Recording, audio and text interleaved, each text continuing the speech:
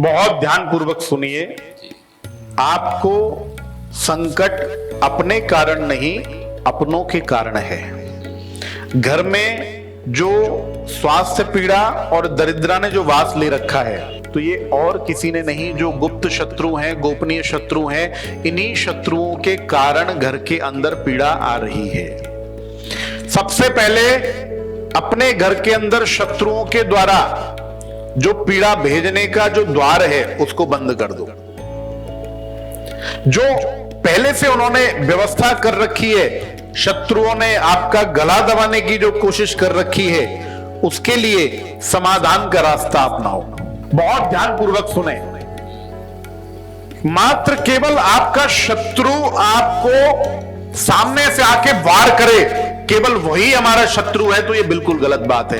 अगर मान लीजिए आपके घर के अंदर पैसे का द्वार बंद हो गया, मान लीजिए आपके घर के अंदर सिर्फ अनचाहे नुकसान हो रहे हैं, मान लीजिए आपके घर के अंदर जो अच्छी खासी नौकरी चल रही थी वो नौकरी नहीं है, जो अच्छा खासा काम चल रहा था वो काम आपका पूरा जा चुका है, और इतना ही नहीं, ऋण से आप जो है वो परेशान हो चुके हैं, ऋण ले रहे हैं, कर्जे पे कर्जा ले रहे हैं, कर्ज को उतारने के लिए फिर कर्जा ले रहे हैं। अगर ऐसी स्थिति है, तो ऐसी स्थिति में समझ लो कि ये जो शत्रु, जिसमें वो दो प्रकार के हैं, एक है जिनको हम जानते हैं, दूसरे हैं जिसको नहीं जानते, और गुप्त शत्रु हैं। अच्छा, एक बात ध्यान रखो, जैसे कि गुप्त दान में ताकत होती है, गुप्त शक्तियों में ताकत होती है, उसी प्रकार से गुप्त शत्रुओं में बहुत ताकत होती है। इस बात को जान लीजिए।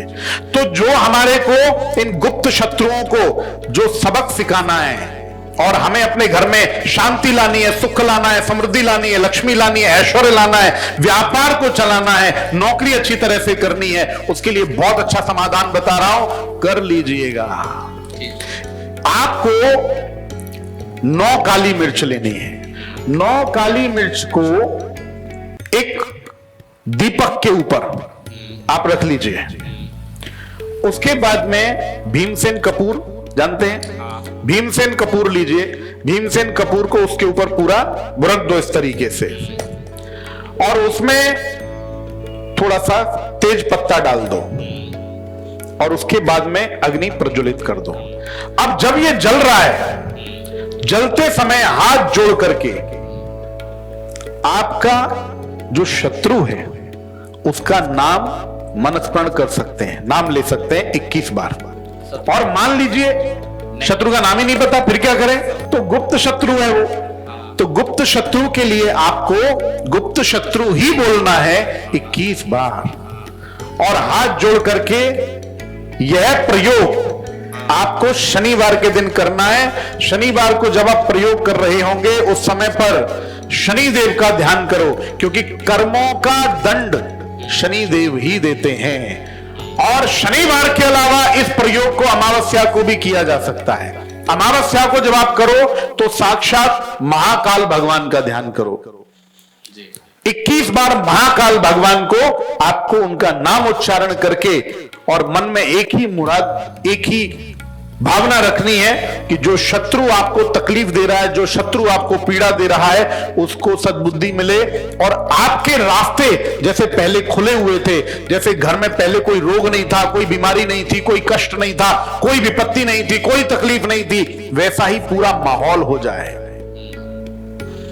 यह प्रयोग शनिवार के दिन आप करो, और शाम के वक्त करना है यह प्रयोग। सायंकालीन वेला में गुप्त शक्तियां जागृत हो जाती हैं, तो सायंकालीन वेला में करो, चाहे वो दिन शनिवार का है, चाहे वो दिन अमावस्या का है।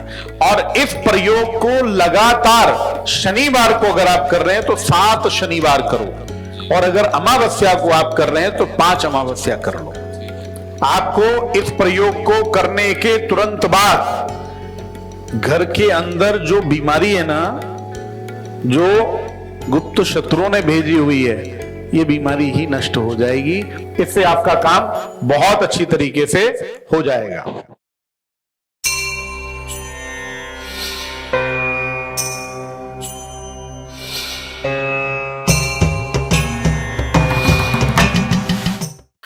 रमाशंकर जी बहुत सात्विक हैं आप, आपका जीवन पूरी सादगी से भरा हुआ है।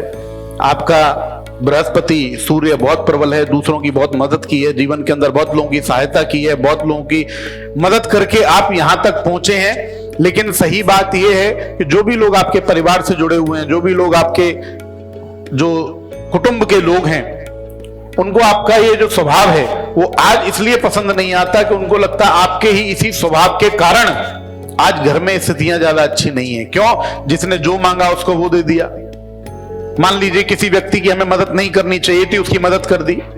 लेकिन मैं आपको एक बात बोल दूं, जीवन में आपने अपने जीवन को जैसे जिया है ना, इससे आपको आने वाले समय में और जो आपकी संतान है, आपकी जो पीढ़ियां हैं, उनको निश्चित तौर पर अपने जीवन में बहुत कुछ प्राप्त होगा आपके कर्मों के कारण। आपने देखा होगा, थोड़ी देर पहले भी मैं एक बात बोल रहा था, बहुत लोग जो जीवन में कुछ नहीं करते हैं और उनकी जो औलाद है, उनकी जो संतान है, वो बहुत आनंद लेती है, उनको जो चाहिए वो मिल जाता है। बचपन से ही उनके जीवन में मतलब जो खिलौने भी होते हैं वो भी कई कई हजार रुपए के खिलौने, और खिलौने के बाद में उनको जब उम्र उनकी आई तब उनको मोटरसाइकिल, तब उनको गाड़ियां, कोई संघर्ष ही नहीं है साहब। ये क्या है? ये उनके पूर्वजों के किए हुए कर्म हैं, उनके पूर्वजों के किए हुए अच्छे कर्म हैं। वैसे ही कर्म आपने किए हैं, वो आपकी पीढ़ी के काम आएंगे। आपका विश्वास बहुत ज्यादा कर्मों में है, भाग्य में उतना नहीं है। लेकिन फिर भी बता दूं, भाग्य और कर्म इन दोनों को साथ में जो व्यक्ति लेकर के चला है, उसने दुनिया को जीत लिया।